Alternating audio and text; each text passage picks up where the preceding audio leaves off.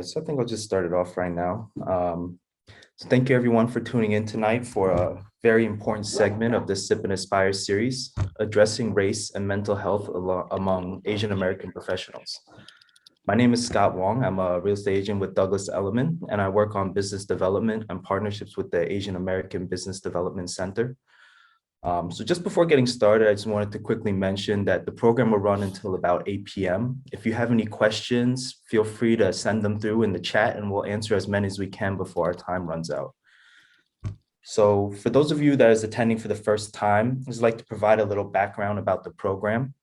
Sip and Aspire is a collaborative event series that we created through an ongoing partnership between the Asian American Business Development Center and Hennessy XO, with the purpose of highlighting Asian American entrepreneurs, business owners, corporate movers and shakers as guest speakers, sharing their stories, experiences, struggles, and advice that serve as a guide and resource to the next generation. So Sip and Aspire is now also part of Hennessy's Unfinished Business Initiative, which AABDC has been involved with since its inception in the summer of 2020. It's a program that provides immediate relief and long-term support to Black, Latinx, and Asian small business owners, which to date has raised upwards of $5 million in funding given to over 1,600 diverse small businesses. So previously, we focused on individual speakers' success stories and the journey it took to get them there. Today, we've shifted gears a bit to focus on a much broader but increasingly important topic, particularly within the Asian American community, which is mental health.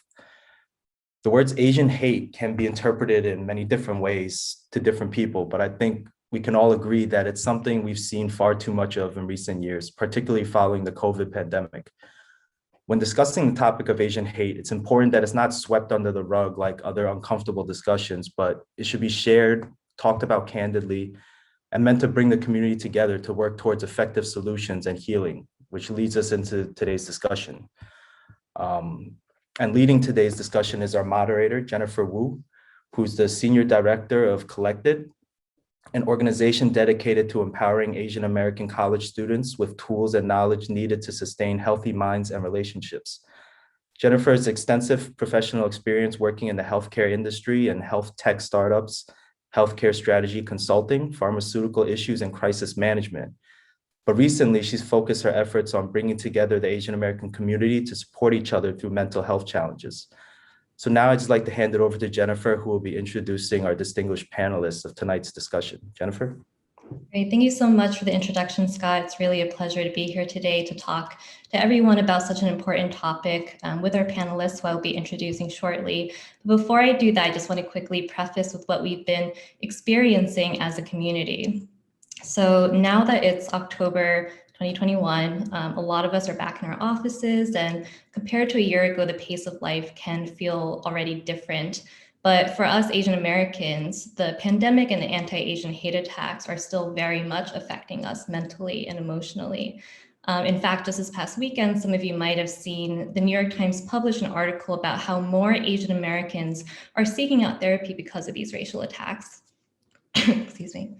And that for our community is really a huge shift, right? Which typically has been so resistant to seeking out mental health care. But that need really matches what we've been seeing study after study, which has revealed that there's this huge impact of the pandemic on Asian Americans. So as one example, the Stop API Hate organization released a mental health report earlier this year, which revealed how these attacks were for many really the most stressful part of the pandemic. So more stressful than all the other stresses that we've been going through, and really experiencing or seeing these attacks led to more symptoms of depression and anxiety. And as Asian professionals, we're really carrying these emotions on a daily basis through our commutes and into our workplaces. So what we want to address in today's event is really a review of how we've been affected and a discussion of what can we do for ourselves, for our workplaces, and for our fellow Asian communities. So today we have a really great panel of Asian American professional leaders who work in different sectors and have been addressing this racial reckoning and these emotional needs in their own ways. So I'll give a truncated intro for all of them, but we'll also paste their full bios into the chat box as well. So first we have Chris Kwok. He is a mediator, adjunct professor, and community organizer who has been very active in speaking about anti-Asian violence and harassment. He teaches Asian American Studies at Hunter College, and earlier this year, he co-authored a report by the Asian American Bar Association of New York on anti-Asian hate, which we will be discussing with him in a little while. Next, we have Christine Li-AuYeung, who is a business executive working in the intersection of finance, startups, and diversity, equity, and inclusion. She's on the board of directors of the Financial Women's Association, and she is the chair of the Diversity, Equity, and Inclusion Committee at the Baruch College Fund.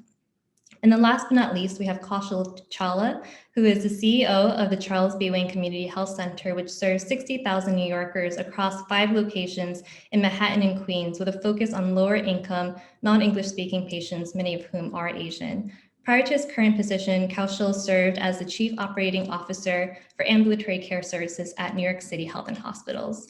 So panelists, thank you all so much for being here today. The setup for today's event is we'll go panelist by panelist, asking individual questions to really probe into their areas of expertise, and then we'll have a couple of broader questions addressing the full panel. And then we'll end with a brief audience Q&A. So as Scott mentioned, if you have any questions that come up during the discussion, please feel free to pop them into the chat box, and we'll try to address as many questions as we can at the end. So with that said, let's go ahead and kick things off. So my first questions are actually for Chris. So we'll go panelist by panelist. So Chris, the first question I want to ask is kind of a bit of a heavy sort of icebreaker question. So our topic today is on anti-Asian hate. So what emotions come up for you when you think about or you hear those words? I think initially, right around March 21, I did feel fear. I felt apprehension in a way that I had never felt before. But I quickly, after I felt that, I felt a lot of, I felt an opening of my mind to empathy, to the realization that I was experiencing this country perhaps in a way that African Americans had, thinking about, should I go out? Do I need to go out? I should go out only if I need to. And so I went from sort of feeling fear to feeling, I think, a sort of empathetic understanding that I had not appreciated before from a very sort of central point. But then I actually I felt like this was an opportunity. And so those are the kind of like emotions that I felt. Yeah, thanks for sharing. And I'm sure a lot of those emotions also contribute to some of the advocacy work that you've been doing. So for instance, earlier this year with the Asian American Bar Association, you published a white paper titled "A Rising Tide of Hate and Violence Against Asian Americans in New York During COVID-19." Can you share with us some of the biggest issues regarding Asian American racism that you uncovered for that report? Yeah, I mean, to me, it just felt, when we released the report, we wrote the report because we felt like, well, we should remember this because we're not sure if it's going to be remembered or people will care, or if they have questions, they can be answered here. But then I think we were doubly surprised by how much people actually really needed those answers. And the biggest, I think, answer that I could give people was that the mainstream media, when this story hit the mainstream, wanted to know why. Where is this coming from? And I think the answer they wanted, or they thought that I was going to say, was Trump and sort of what he unleashed. And that was absolutely the right answer, but it wasn't the full answer. That was just the latest iteration of something that had been long-standing. And that, I think, was it's not any secret to anyone that reads history or that understands it. So it's not like some amazing fact, but it is not something that I think that we are widely taught or know. If we grow up here in America, that's not really how we're taught primarily. And so it's a long-standing issue with deep roots in American history and society. And I think that's the biggest message. Yeah, and I think that sounds exactly right. I feel like it's not even just non-Asians who are learning about this for the first time, but for a lot of Asians who grew up in this country or came to this country, it's a lot that we're still trying to make sense of. And kind of going off of that, currently you teach Asian American Studies at Hunter College. So one, how do you think anti-Asian hate has impacted your students, and has this, really affected the university as a whole? As a whole in general as well? I've been studying sort of race because I've been interested in it probably since at least high school. And I minored in Asian American Studies and majored in government in undergrad. I focused on critical race studies in law school. So this has always been sort of an abiding sort of like, fascination for me. What is the society? What is the history? Where do I enter? How do I enter? So I see education as the basis of all of our understanding of what the dysfunctions are in our society, but more importantly, what the solutions are and how we might approach, informing people, sharing our stories, and then working on making our society a more perfect union for everyone to have a better country. How do we become engaged citizens? Is I think why I teach as an adjunct at Hunter. And what do you think the role of Asian American studies has in terms of combating the racism that we've been seeing this past year?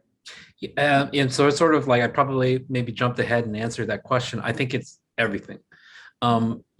Without this very small area in the academy, which has sort of existed primarily in the West Coast where it began and has had a hard time really finding traction in the East Coast, particularly at like elite universities, but the work and the people that they have done over the last 50 years has formed the basis for many of the questions that we could readily access in the time that we needed it.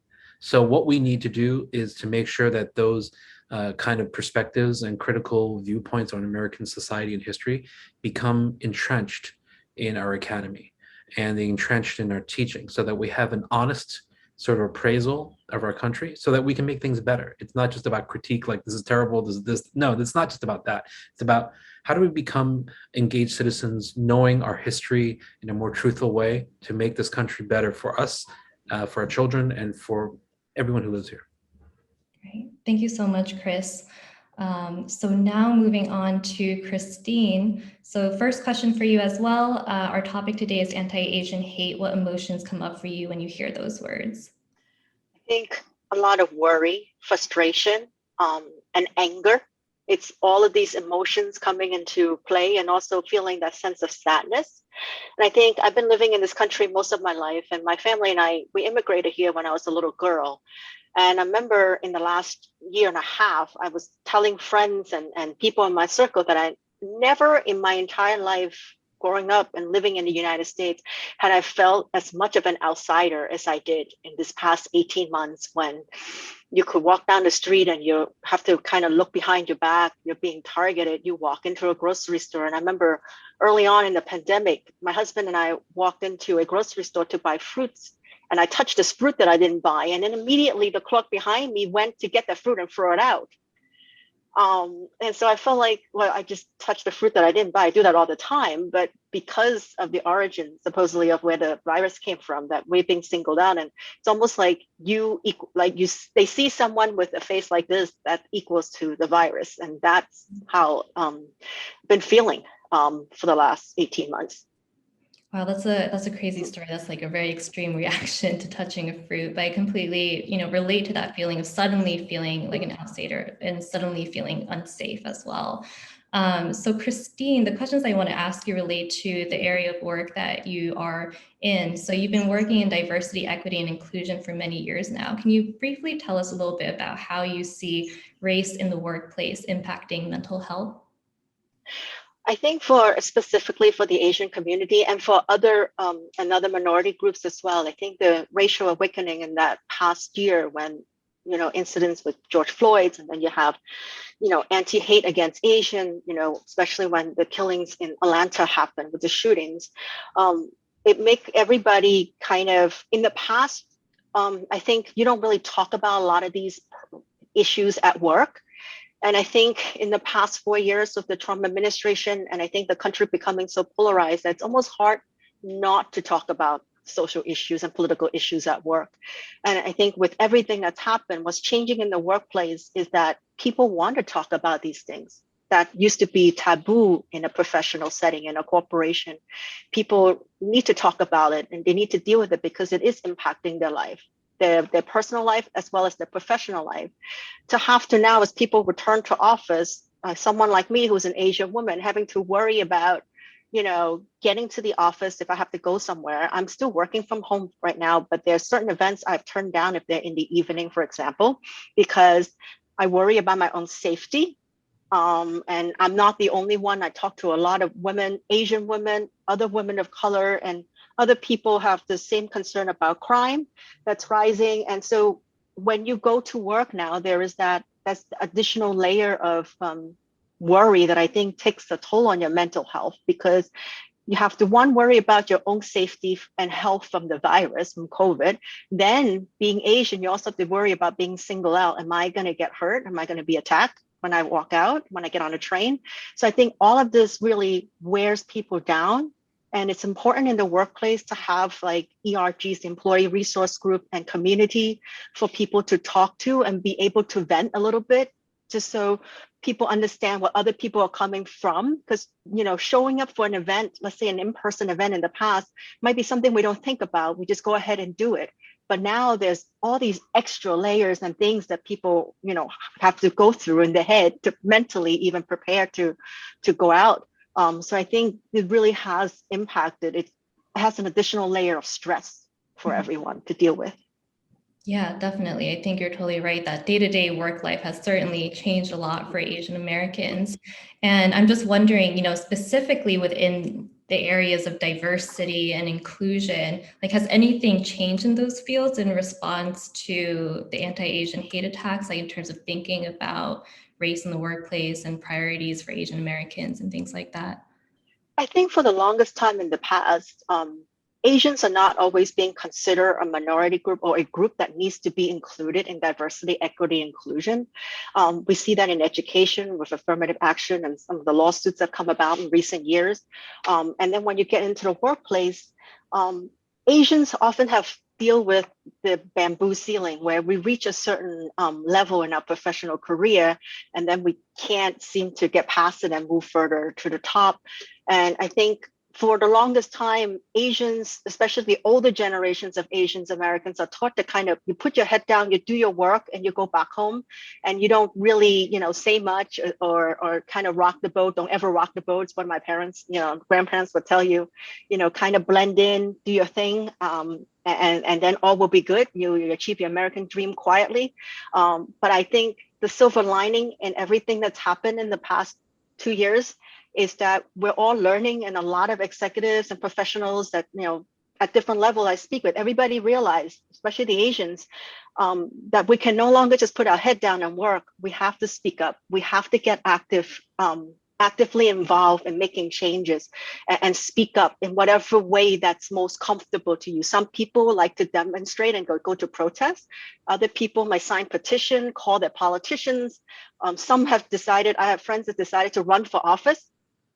Typically in the past, you don't see that many Asians getting involved in politics. We're told kind of like stay away from that. But you're seeing changes, and in Hollywood, the Asian actors are getting together. They're speaking up. They've held a lot of talks when a lot of incidents happen, to rally the community together. And I think that's very important that we start to become, as a community, becoming more active in society. And I think that's the silver lining in all that's been happening in the last 2 years for our community. Yeah, I think that's absolutely right. I think, speaking up is so important for Asian professionals, and it is definitely a silver lining for us right now. And so last question, Christine, what actions have you taken in your own workplace to address some of these issues of anti-Asian racism, or perhaps through your work with Baruch College? So a number of things. So for me personally, I take the approach of education and putting on programs. So at one of the professional organizations that I work with, the Financial Women's Organization, we recently launched a series called Courageous Conversation, where now we're doing courageous conversation on different topics. So we just did one on Latinx in celebration of Hispanic Heritage Month. Next one we're doing is about allyship. How can someone become a better ally for the different groups? And so we're celebrating more Heritage Month. And then at Baruch College, where we have 40% of our students are now of Asian descent, there was an alumni group specifically for Asian, the Asian Heritage Alumni Network, that was launched in June of last year. And throughout the year, we've been holding talks, and we even held a talk back in May as part of our Asian Heritage, Asian Specific Heritage Month, to have the difficult conversation about about Asian hate and how is that impacting the community. And we brought the community together and gave a quick history of Asian Americans from the 1800s when we first came to build the railroad to the Chinese Exclusion Act, all the way to civil rights movement and up to today. Just to educate everyone, because a lot of the people are recent immigrants and also international students, so they may not have studied this during their studies and understand the context of Asian American in American society. So I think it's important to provide to create forums for the community to get together to talk and discuss and come up with strategies to move forward. Perfect. Thank you so much for sharing that, Christine. I think all that is super important. And now I will move on to questions for Kaushal. So Kaushal, same starter question for you. Our topic today is on anti-Asian hate. What emotions come up for you when you hear those words? Thanks for the question and thanks for having me on the panel. I run a health center. I'm in the healthcare sector. It's impossible for me to talk about this without considering the context of COVID. And I would say the predominant emotion for me has been anger and deja vu, I guess. The fact that scapegoating of Asian Americans is still a thing as it was in 19th century, in the 20th century, as Christine just described. And then for me, most, I think even 20 years ago in the aftermath of 9/11, those are the same emotions I felt then too, as that was happening then as well. When I get beyond anger and deja vu, professionally, it's a reminder of our mission, for me. So the organization I'm privileged to lead is started 50 years ago. So 49 years before I joined, and started as a street fair in Chinatown and as a free clinic. And we've grown leaps and bounds since then. We're much, much bigger now. And yet we were founded with the mission of reducing disparities in health and combating anti-Asian sentiment.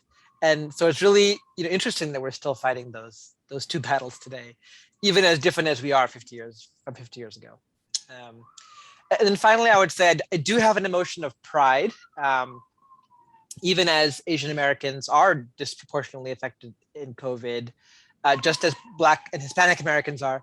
But Asian Americans also are disproportionately essential workers, healthcare workers. And so, to me, Asian Americans are also disproportionately the heroes of the last year and a half. So I do have that tinge of pride as well as I think about kind of everything that's happened over the past 2 years. Yeah, that's great. There is certainly room for both, negative and positive emotions. So my next question for you is, as a leader of this large health center that primarily serves Asian Americans or many Asian Americans, can you tell us about what you have been seeing regarding the mental health impact on these populations during COVID? Sure. So very striking is the increase in mental health needs, the demand for mental health services. And our mental health team tells me that they're getting between 30 to 50 new referrals a week, new requests for mental health services a week, which is actually more than they can keep up with. That's pretty big for an organization of our size. So it is definitely having an impact and the need for services. Something interesting is that half of the new referrals are people who are 18 years old and younger. So this particular age group is experiencing just a cocktail of stressors in their lives. Pandemic, fear, anxiety, social isolation, remote studies, right, which is very difficult, family conflicts, loss of family members, and on top of all of that, anti-Asian sentiment and violence. And of course, the growing amount of research that is confirming our worst fears about social media as well. So we're getting a huge spike in adolescent need for mental health services. And so our team is really stretched and working really hard. the other thing I just want to not neglect to say is that, as we all know, mental health and physical health are intertwined. And so just as mental health can't be ignored, physical health can't be ignored when there's a mental health challenge. And, for example, it is really difficult to address someone's diabetes or high blood pressure if they're depressed or if they have a high level of anxiety. So we are facing, and if they're scared to come in for services, they're going to suffer physically. So, we're literally seeing people, missing their cancer screening and getting diagnosed. So really bad health impacts from both the mental health impacts as well as the fear of coming in for services. So, that's obviously very striking. You also, I think in your question, mentioned staff. So our staff is affected too. Our staff, as you mentioned, is predominantly Asian American. In our case, mostly Chinese American. They're commuting differently to work. They're carpooling when they might normally be taking the subway or bus. The burnout is coming faster, right? And as our patient community is making up for services that they've kind of postponed for the past year, the demands on our staff is quite large as well. So they're also under a lot of stress. I hope that helps. Yeah, I can imagine that as a health center that serves Asian Americans, you've been dealing with a lot. So I'm not surprised to hear that you've been really stretched thin. So on that note, with everything that your patients and your staff have been going through, what kind of initiatives has the center launched to address and support the needs of these patients and staff? Yeah, I mean, for patients, I think the number one thing we've done, and this doesn't sound that glamorous, is just staying open, staying open through the pandemic, made sure not to close, not even a single day throughout the pandemic. We, like many others, got creative in how we take care of patients through video and telephone channels. We've been offering resources and health education on topics like safety and racism. And these things are not, of course, reimbursed by insurance, but they're important for our community and they affect health. So we do it. For the staff side, it's very interesting, and in some ways, the more interesting side for me.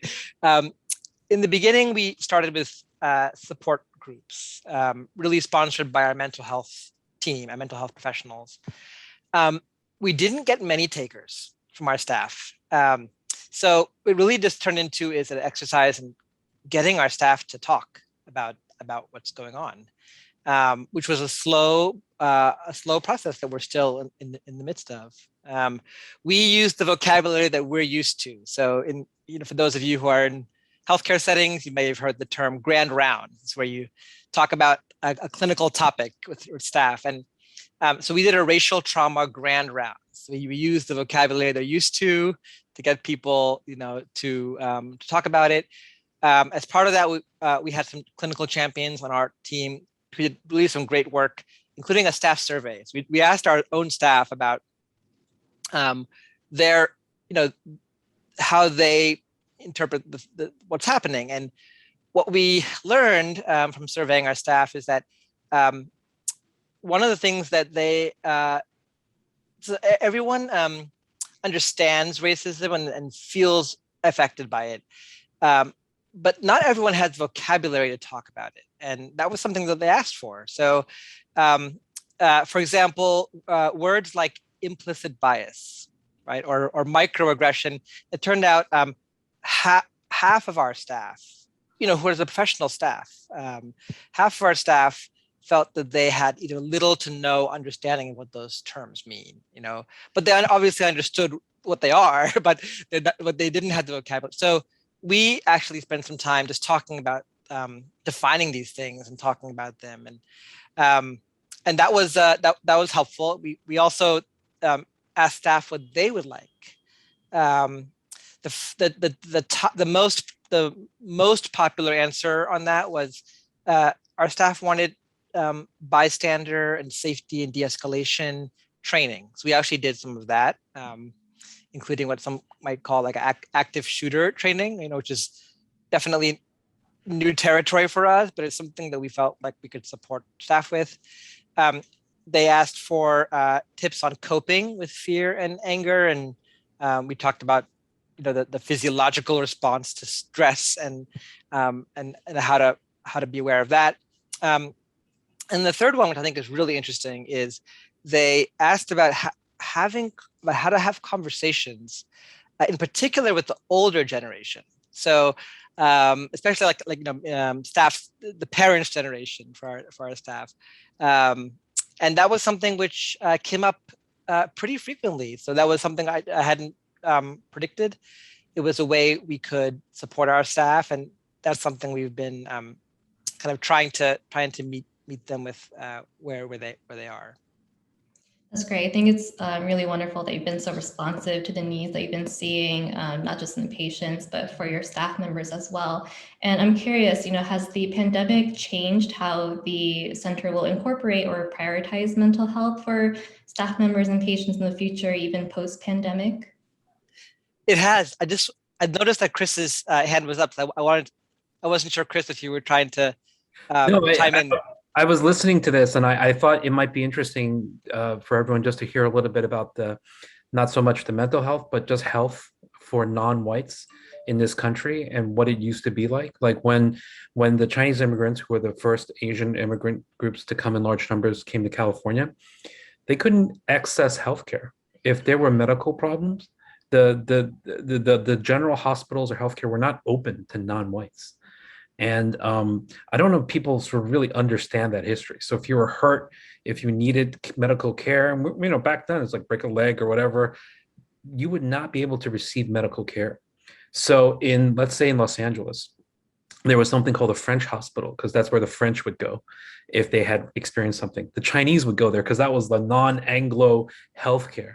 And they would go. And then eventually the French side disappeared into sort of whiteness, and it became the Chinese hospital. So if you remember Bruce Lee, he was born in San Francisco. Where was he born? He was born in the Chinese hospital. Why?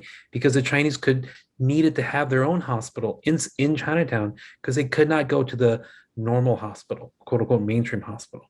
And that is a exclusionary history of healthcare that I think many of us don't know very well. And if we think about when you were talking about, the beginning of the Chinatown Health Fair, and one of the people who helped put that on was Quirky Lee, who passed away of COVID-19 at the beginning of this year.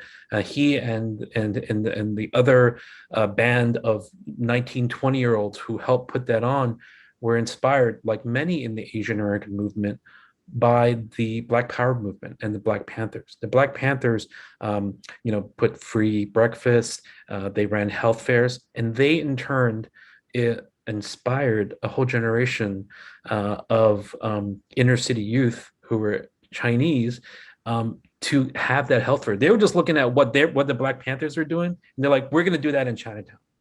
And so they started from something very small. They were inspired by the freedom struggle of African Americans, and they turned around and they looked at their own community and they go, we never looked at the needs, and now we know there's a need. And although we might think of it now as being like very normal, it wasn't something that people sort of focused on. So I think I just wanted to sort of give that sort of understanding of like where we're coming from. We're coming from some place of deficits, and those deficits were there by design. They were there by exclusion. They were there by, happenstance, because they're like, we don't care about you and you can't access these resources. And so it was only very recently through political movements, the civil rights, Black Power, the Black Panther movement, which directly inspired these activists in New York City, Chinatown, to hold that health fair, which eventually leads down the road to great things like that Kaushal is talking about. So I just thought it might be fun. I'm really glad you brought that up, and it was very meaningful for us. I mean, that history, and just drawing that line from the civil rights movement to what we do today at the health center, which is a narrative that can be overlooked sometimes. I'm really glad you brought it up. Earlier last year when we were when the George Floyd case and all the other cases of police violence were in the news, and there was protests, and for our health center and for the Asian American community, I think it was really helpful to connect that struggle with the struggle that our own community and our patients and their parents and what they faced as well. So we spent some time trying to draw that historical line from civil rights to healthcare inequalities, to the purpose of a community health center. Right. So it was very relevant for us.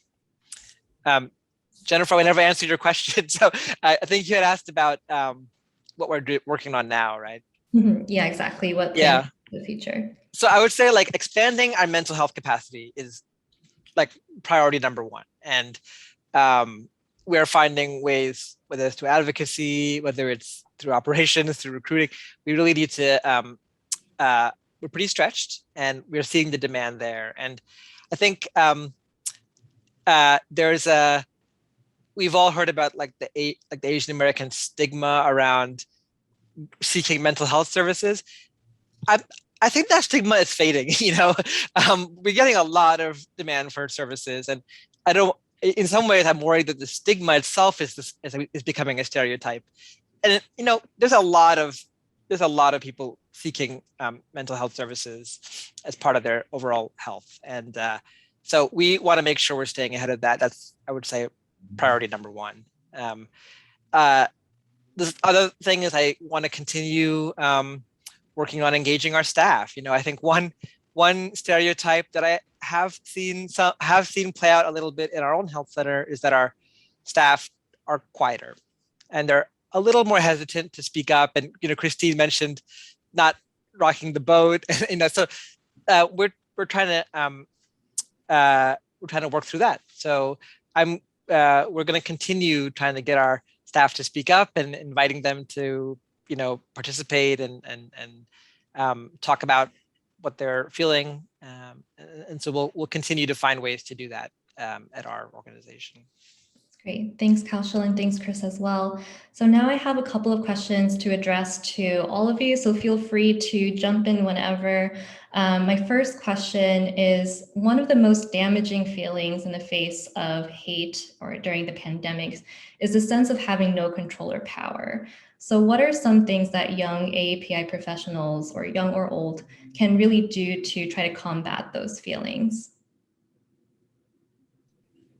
I would say to learn to talk about it, to kind of leverage, if you're working in a corporation, the employee resource group, to really get together as a community and really being able to, first step is to talk about these things and not hold it in, because the reality is you're not the only one feeling it. The entire community is going through the same thing together in various degrees, depending on where you are and where you're from. But I think one of the most important things is to be able to talk about it and to, being part of a community and gathering the community together to address these things and not feel like you're doing this all by yourself and that you're on your own. There are resources. If you look at what Kaushal mentioned about the center offering mental health resources, Chris about community, learning about the history of our people in this country. I think it is in itself is a very powerful experience, because once you understand the context where things are coming from, that this institutional racism that's been built over centuries that we're now trying to kind of unravel and rebuild into this more inclusive community. I think one of the most important things is not to take this on by yourself, but being able to go seek help and also find community and like-minded folks to talk about it. Yeah, you're more powerful than you think you are. And you should start where you are, wherever you are in your community, and you should go get involved locally in an issue that is of interest to you. And that is something that all of you will find a different answer for. And if you do something community-wise, that's one more step than you've done before, then that's going to take you upon the journey to affecting change. You're not going to do it by yourself. You're going to do it with others in a difficult way. And if that sounds kind of like far out, it just means like you have to find that for yourself. Um, I found that out for myself. I spent a lot of my educational career learning about these things because I was interested in it. You know, I wasn't interested in business. I didn't want to do all those things. I was actually always interested in race and history and sort of where I entered and how I came in. So in some ways, I was preparing for this moment. Much of my sort of educational life. I never thought this would come. I only studied what I was interested in. And when it came, I was like, I think my moment has arrived. So literally, like the things that I studied and that I spent a lot of time, focusing on, and it was never going to earn me a lot of money, and quite honestly, it was fairly marginal, right? I was in very sort of quiet spaces and I'm like, I don't care. I just love the stuff, and then, you know what? Society, when you do what you're interested in, society eventually will come around to where you are. And that because you're going to be expert at it, you're going to know it. And so I think that it's hard. If you haven't spent time, you're going to need to have a ramp up time. You're going to have to learn these things. You're going to have to become engaged. So get started. It won't happen right away. And if it happens right away, it's not authentic, right? You have to like think about it and you have to learn and you have to engage. And do something in your community that moves you, and you'll be surprised how once you get started, you'll just be connected and it'll just kind of develop. Because that was my experience doing community work. I just was like, oh, I didn't do anything for a very long time. I just worked and I was like, oh yeah, I should do stuff. But I didn't do anything for like close to a decade until there was an issue that I was like, I have to do something. And when I found that moment, I just went out and I held a community forum. I met people that were interested in the same way, and it just got going. And it's been 10 years. And I found issue after issue that moved me. And then I found myself sort of like kind of at the forefront because I was like, oh, you hadn't thought about it? I thought about it. And that just was there. And so just like that won't happen unless you place yourself in that position where that might happen. And so I would say, don't spend too much time ruminating over it, except to have it propel you. I would totally echo everything Chris and Christine said. I think when you feel when I feel powerless, it's often because the challenge is just so vast and daunting, right? And a few examples of things that I think the trick is to kind of start with what you can control and what's in your immediate arena. So like a few examples, for us at a health center, we started this looking inwardly, right? So clinically, we are mostly clinicians. So are our patients of different ethnicities having the same outcomes? That's an interesting question. Like, are we doing everything we can to eliminate disparities when you look at clinical measures? That's something that's in our wheelhouse, right?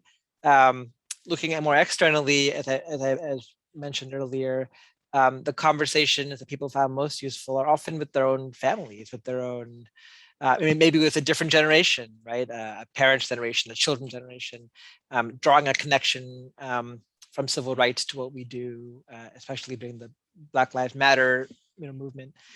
And then in terms of politics, again, there's a lot of small politics that's very meaningful. So one, like we our this is before I started, but I have heard the stories. We are when trying to expand services to the vulnerable, we encountered a lot of resistance from and some of that was really couched in pretty racial rhetoric. So one of the things we did is we just had somebody on our staff join the community board. So we just made sure that that the community was represented well. So that's a much smaller way of getting involved. That's not as daunting. Yeah, thanks all of you for sharing. I love that all of your responses have to do with community participation and self-reflection, even just starting small wherever you can. And my last question for all of you is more specifically mental health focused. So mental health can really affect our relationship with our work. There's the isolation and burnout and this heightened awareness of race, right? So can you tell us a little bit about how you have been coping and any strategies that you might suggest for our audience members?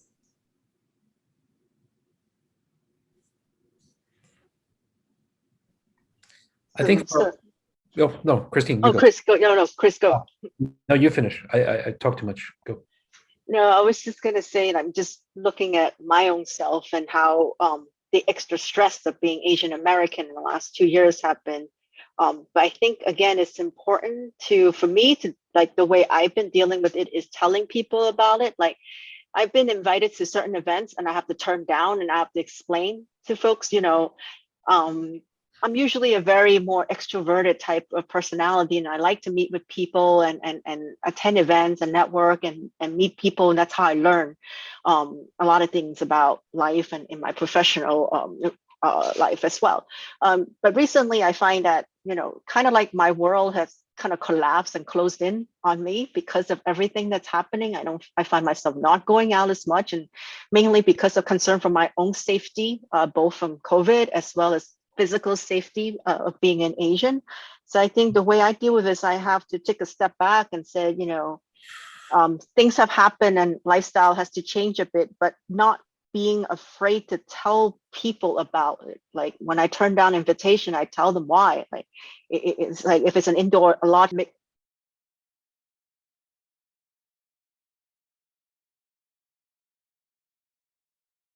not tell people why that's happening. And I find that that's helpful.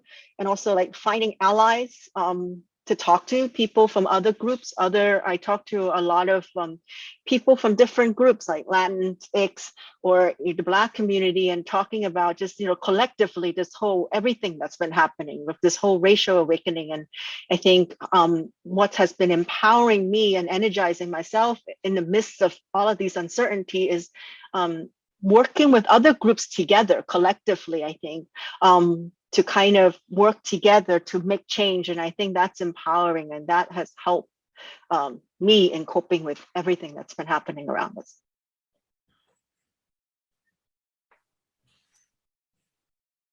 I think the three of us are, in the sense that our daily work, is, so we have a lot of, in some ways, there's fuel that helps us kind of continue our daily work, which is this sense of purpose in it. So I think we're luckier than most. That said, I mean, I give one example, something which I think I have been successful at, and one that I have not been.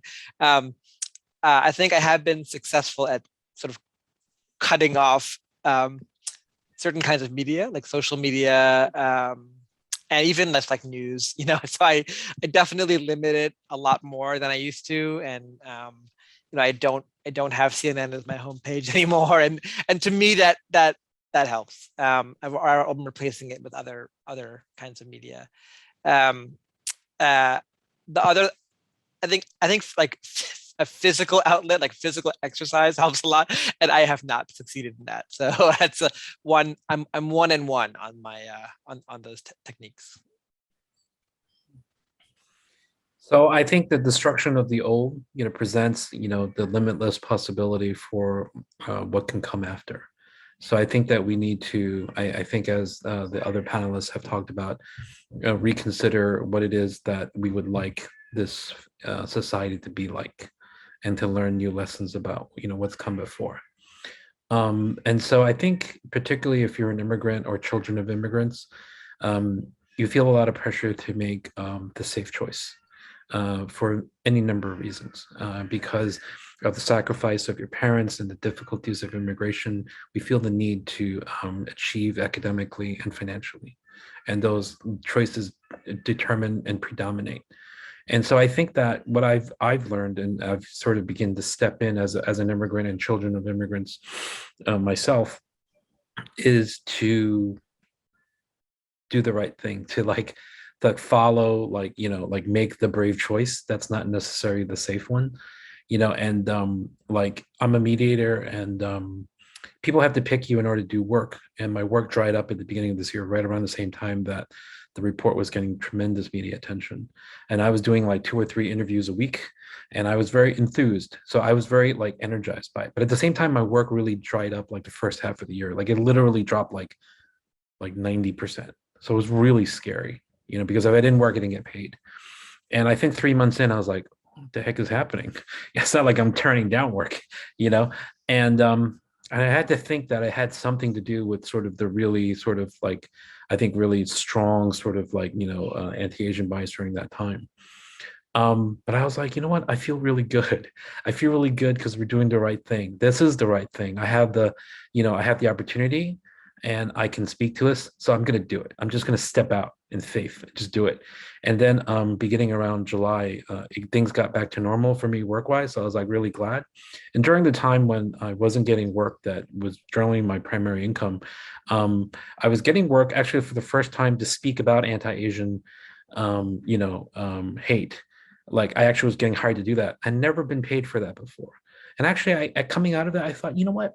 I should be paid for this because I'm an expert and it has value. And I'm willing to, of course, do it, still for free for our community and do these things. But I think I'm like, no, but I think when corporations come out, I want them to pay because I kind of got this idea in my head. I was like, you know what? I've been devaluing sort of this because before I was like, no one's going to pay. I'm just going to go talk. But now I'm like, no, you should pay me. Like I'll come for free just to help the community, but I also need to get paid too. So like I got a little more like brave or like just realized my value. And so just sort of, encourage people to rethink about what it is that they want this place to be and to take some risks and to put their sort of life on the line for it because it's not just about you and your family, it's about the community and the country you want to build. Thank you. That's really illuminating, and thank you all for sharing your personal experiences. So that wraps up our discussion portion. So we're going to move on to audience Q&A. We've had some questions come in, so I'm going to do my best to just kind of go through some of the ones I've been seeing. There's one question that came in from Frank Gomez, and this question is, what can or should local government do to counter the rise in mental health challenges? And I assume part of that is related to what we've been seeing in anti-Asian hate. So maybe, I don't know, maybe Chris, do you want to start us off? Sorry, I was reading the other questions sort of. What was the first question? Yeah, sorry. Sure, this one is about what local government can do or should do to counter a rise in mental health challenges. Provide more resources, but I think that as Kaushal said, like the expertise, I'm not sure is there, right? So I think we need to develop expertise to deal with the people seeking the care. Because I'll tell you, I was in counseling, but I was unhappy because I was like, I don't think I'm going to find a psychotherapist or a social worker that understands where I'm coming from. That when I tell them about like my family history, they're not going to judge in a sort of external way about this or that. And I experienced that. And I'm like, I don't want you to react like that. I'm just sharing with you about a certain historical event. And they had sort of really political judgments. And I felt really like unhappy about that because I was like, no, if you understood where I was coming from, you wouldn't have that reaction. I mean, you mean well, but you just don't understand where I'm coming from. So I felt very like I left sort of that because I'm not unadverse to therapy at all. I'm like, I want to lay down on a couch and talk to someone, but I want them to really understand me. You know what I mean? So I think that there needs to be money and attention paid. And there has been a lack of both of those. And I'll tell you that I'm working with government. Government wants to hear, but we need to be able to speak clearly and to articulate and to bring the expertise to bear because we're a little behind. I can add to that. Really agree with what Chris already said. I think the good news is, you've kind of turned the corner in terms of attention and sort of understanding that importance of mental health services as part of overall health. I think the stigma is fading, as I mentioned earlier. So I don't think I think it's less on the sort of demand, attention, importance side of it. I think capacity is an issue, especially culturally, what they call culturally competent capacity, right? So if people who don't speak English as the primary language, or whose family situations are sort of very specific to their ethnicity or culture, building the capacity is important. We're struggling with capacity for services in language, so what's going to help there? Well, it's more of a longer pipeline of training, education, scholarship, loan forgiveness. Those are the kind of things we're talking about with whether it's governmental partners or politicians as well. So whatever we can do to incentivize more practitioners in the field, able to help them financially to get into the field, right? Loan forgiveness is one example. Being able to compete for their talents and pay them well, all that kind of stuff. So that's the other part of it that I think is increasingly our challenge.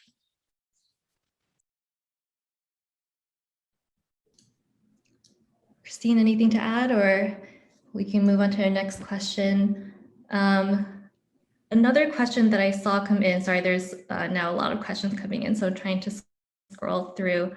There's one question about, Chris, you referenced Quirky Lee, who was so wonderful about inviting folks outside the community into the Asian American lens, both through his photographs, as well as offering gentle correctives, usually in the form of a question. What other things do you think can be done to invite others in, and how can this time be used as a catalyst? Yeah, great question. The term Asian American was created in 1969 by student activists, and it was a political term to go away from being called Oriental, which was the term assigned to people from that area, to name yourself, to rename a collective political identity. And so it is a fiction. It's okay. It's a fiction. And part of that Asian American movement was artistic in nature, song, art, things like that. Those things have essentially been lost. And post 65, we've seen a huge explosion in the number of people and groups that are part of the Asian American identity in America. And so once again, we are now in a period that is as politically full of political ferment as now, as back in the original Asian American movement. So we have great opportunity. And I think art is once again, and that was, Quirky was an artist. He was a political artist, but he really operated really on the margins all his entire career. Even though to us in the activist community, he was legend, he was hardly known outside of the community, but his work remains, even though he is gone. And even though the anti-Asian hate now is outside of the media attention, I see many different artistic things bubbling up through the community that I have a lot of hope for. So I believe that we are in another critical moment in American history, and particularly in Asian American history. It's a new one. It's expanded. There's a lot more of us. There's a lot more differences. There's a lot more groups. There's a lot more work. There's going to be a lot more art. And I think those are the things that are going to be, art is going to be the foundation from which we understand each other, and that's the catalyst. And it's really, looking forward to Wen Chin's question. Art helps the unseen to be seen as well. And I actually wanted to jump to that question because one of the core elements, one of the core concepts I'm writing is about invisibility and why that is. And you might not be surprised to know that that was actually supposed to be created by law. The society wanted that invisibility. So it didn't happen by accident. And so by using art and creative things, we can work against that.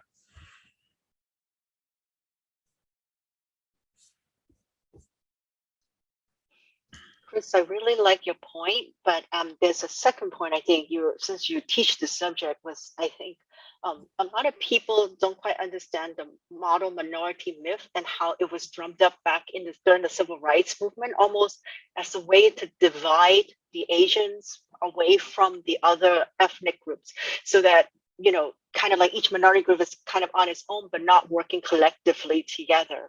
I don't know if you could touch on that a little bit, because I think that's a very important concept for all different minority groups to kind of understand the importance of working together, and why there was this divide and conquer type of concept that came about during the civil rights movement.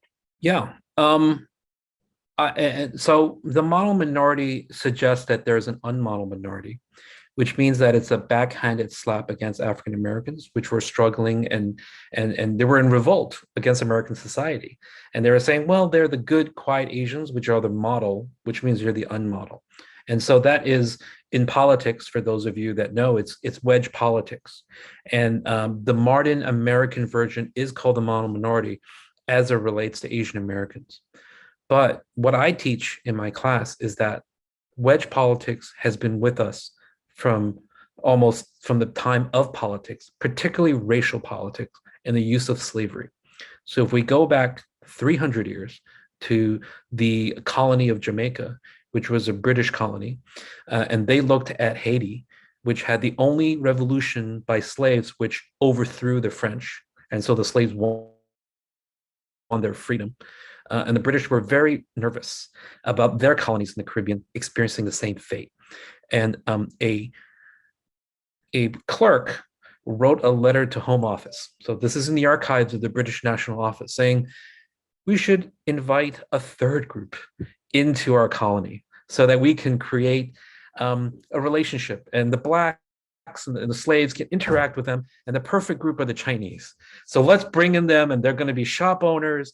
And so what I teach about the mono minority is that don't look only at America. Is actually, if you look at the history of Western imperialism and slavery and capitalism and the use of slavery and race politics, Asians, because then who came to the Caribbean were laborers, indentured servants from China and South Asia and India, and they were the middle people. And they were meant actually to serve as slavery replacement labor, but also as a buffer against slave rebellion and to keep that society for the money pumping back to Spain and to Great Britain. So what I want to teach my students, and I'm so glad you had a chance to sort of give me that platform and appreciate it, is to say this is a really long-standing practice. Let's be aware of it. Let's think about where we belong in it, and then where we don't want to belong in it, and what we can do to shatter that sort of use of politics. Because we enter into a space and we just think, oh, it's always been like this. It's not. Post-65 immigrants entered into America that was much more fair and free than it ever had been for hundreds of years. We need to think about how that came to be. We need to think about the legacy that we profited from, and we need to think about how we can make things better and what we should be grateful for. Great, thank you all so much. I know that we are now officially past our event time. So Scott, should we start wrapping things up here? Yeah, I think, if we've gone through all the questions, if you want to maybe ask one more, otherwise we can kind of wrap things up. Yeah, is there another question that, let's see, I'm trying to see if there's maybe like a short one that we can kind of answer. Otherwise, sorry, there's just so much to kind of scroll through. Scott, did you see anything in there that you think we should kind of close off with, or?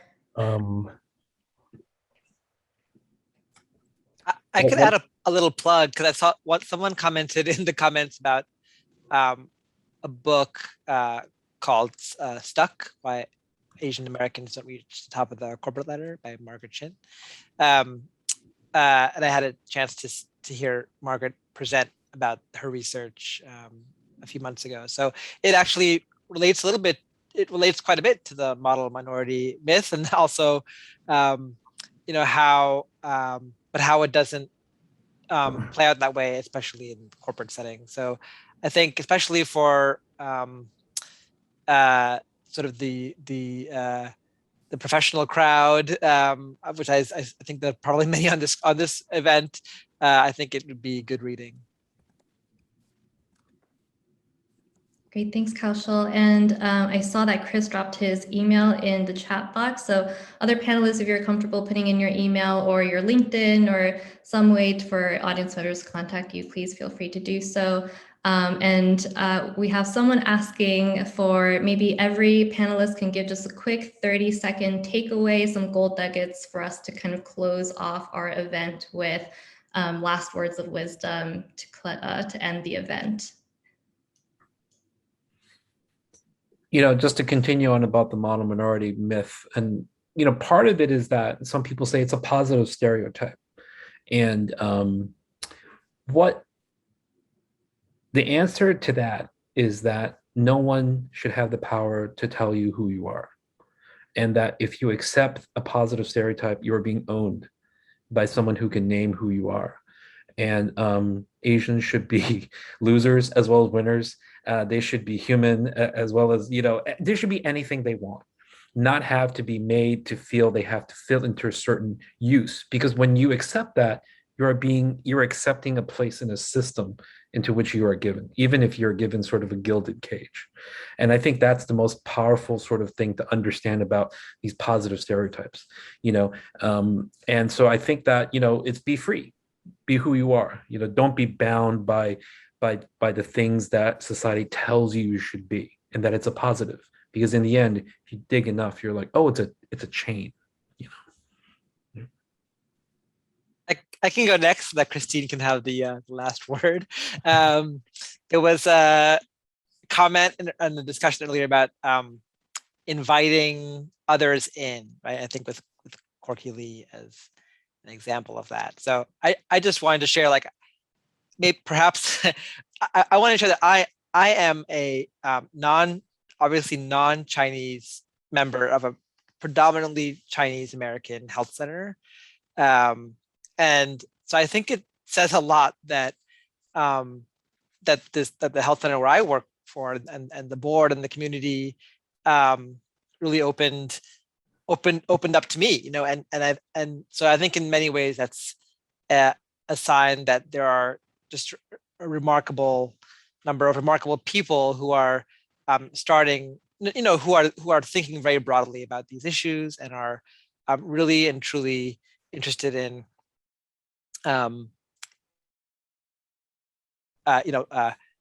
justice, whether it be racial, healthcare, whatever the platform. So I do think that there is a lot of reason for optimism, and I think I'm perhaps a beneficiary, an example of that. I really appreciate my colleagues and board and patient community. I think for me, my last nugget to share with everyone tonight is to speak up at the same time, knowing the type of culture we come from where we're not encouraged to speak up and really be ourselves. And it's important to also create that same inviting environment for others to be able to speak up, to empower others. I know Chris mentioned earlier about finding that one thing to do, and then, you build a bigger platform over time. I spent over a decade as a mentor back at Baruch College for one of the women's organizations mentoring program. And I mentor women from different backgrounds. And it's like one by one, you mentor them and you empower them. And then over time, more opportunities came. Then I was invited to join a committee to develop a pilot of a diversity, equity, inclusion curriculum where we talk about microaggression with these young women, imposter syndrome, and then leading to, bigger like board membership now, trying to take that to a larger level. So you really, as Chris say, find that one thing to make change that's for you, and then you keep at it, and then doors open and you do bigger and bigger things, and then you impact more and more of your community. Perfect. Thank you all so much, panelists, and thank you, audience members, for submitting your questions as well. Scott, I'll leave it to you to close things up. Great. So thank you again, Jennifer, Chris, Christine, Kaushal, all of you for a great discussion today. I think we had a lot of good insights, and you all shared your contact information. So if anybody wants to reach out and discuss more, and maybe reach out for some resources, please feel free. We'll be sending a follow-up email about this event, and if you guys have any other questions or maybe want to connect to do something further, feel free to reach out to us. And there's Jennifer's email. Great. Thank you so much. Thanks so much. Thank you for attending. Thanks, Scott. Thanks, Jennifer.